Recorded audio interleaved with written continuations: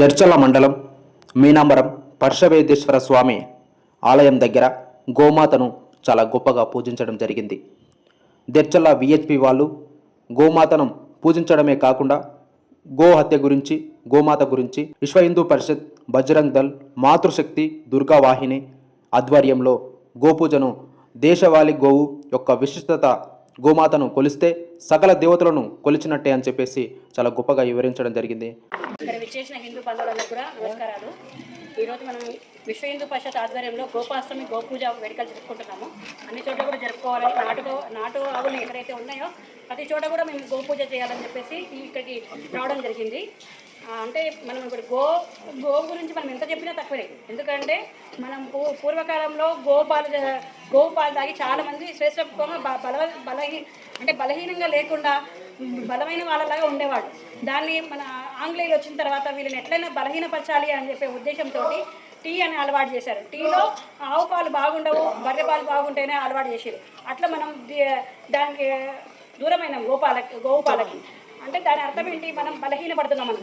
అదేవిధంగా గోవులను హత్య చేసుకుంటూ పోతే కూడా వేరే వర్గం వాళ్ళు దాన్ని మనం చూసుకుంటూ ఉండాల్సి వచ్చిన పరిస్థితి వచ్చింది ఇప్పుడు. ఎందుకంటే ఒకప్పుడు మనకంటే 300 గోవులు ఉండేవి మన దేశంలో, మనకంటే అంటే మనుషుల కంటే. అట్లాంటిది ఇప్పుడు మన దాంట్లో అంటే 10% కూడా లేవు.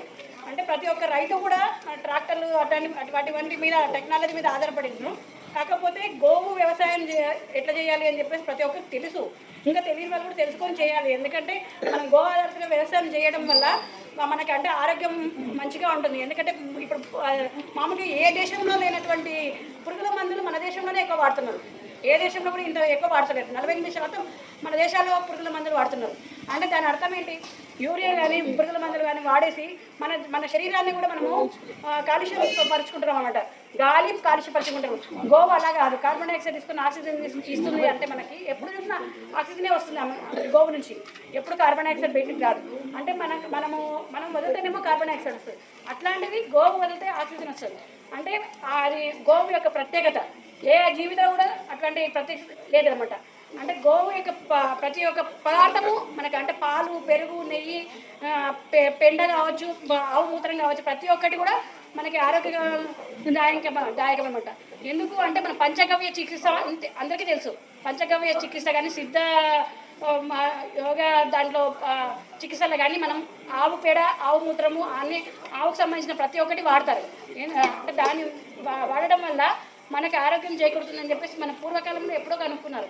గోవుని మనం 33 కోట్ల దేవతలు ఉన్నారు అని చెప్పి నమ్ముతున్నాం. ఎందుకు అంటే అది మనకి అంటే ప్రతి ఒక్క పండక్కి మన పెద్దవాళ్ళు ఒక సాంప్రదాయాన్ని అలవాటు చేశారు. దానివల్ల మనకు ఆరోగ్యం చేకూరాలి. అంటే ఆ వాతావరణానికి ఏదైతే మనము సంప్రదాయపరంగా వండుకుంటామో, ఏదైతే మనం వాడతామో దాని ప్రకారం మనకు ఆరోగ్యం చేకూరుతుంది ఆ కాలానికి తగ్గట్టు అన్నట్టు. అట్లే అదేవిధంగా గోవు యొక్క అంటే ప్రతి పదార్థాన్ని కూడా మనం వాడడం వల్ల మనకు ఆరోగ్యం చేకూరుతుందని మా పూర్వీకులే మనకి చెప్పారన్నమాట. అట్లాంటిది ఇప్పుడు గోవును మనం వదులుకుంటున్నాము. ఎందుకంటే ప్రతి ఇంట్లో గోవు ఉండాలి అనేది మన ఆశ. ఎందుకు అంటే సకల దేవతలు పూజ చేసినట్టు ఉంటుంది. వాటి నుంచి వచ్చే అంటే ప్రతి పదార్థాన్ని మనం తీసుకోవడం వల్ల కూడా మనకు ఆరోగ్యం చేకూరుతుంది. కనుక ప్రతి ఒక్కరు కూడా, ఎందుకంటే ప్రతి ఒక్కరు కూడా వీలైనంత వరకు దేవాలయాల్లో గోశాలలు ఉంటున్నాయి. కనీసం వాటికి రక్షణ కల్పించాలి. కాబట్టి ప్రతి ఒక్కరు కొద్దిగా వాటికి గ్రాసం కానీ ఏమైనా ఏర్పాటు చేస్తే సంతోషిస్తాం. ఎందుకంటే మనం ఎట్లా ఇంట్లో పెంచుకునే పరిస్థితులు లేవు ఇప్పుడున్న కాలంలో. కనీసం ఒక వీధిలో కావచ్చు, ఒక దేవాలయంలో కావచ్చు, ఒక 10 మంది కలిసి ఒక గోవుని కాపాడి తీసుకొచ్చే దాని యొక్క పోషణ వాళ్ళు బాధ్యత తీసుకుంటే చాలా సంతోషం. ఇటువంటివన్నీ మనం అంటే ఎన్నో నేర్చుకోవాలి గోవు నుంచి. మనం అంటే గో ఆధారిత వ్యవసాయం కావచ్చు, పంచగవ్య చికిత్స కావచ్చు, హోమంలో ఆవు పిడకలు వేస్తాము, ఆవు నెయ్యి వేస్తాము. దానివల్ల ఏమవుతుందంటే ఆ వాసన పీల్చుకోవడం వల్ల మన లోపల ఉన్న సర్వరోగాలు పోతాయి. అంటే మన హోమ ద్రవ్యాల్లో కూడా మనం ఖచ్చితంగా మనం గోవు ఉత్పత్తులు వాడతాము. అంతేకాకుండా మనం అంటే గృహప్రవేశం చేసినప్పుడు ఫస్ట్ గోవునే తీసుకెళ్తాము ఇంట్లోకి.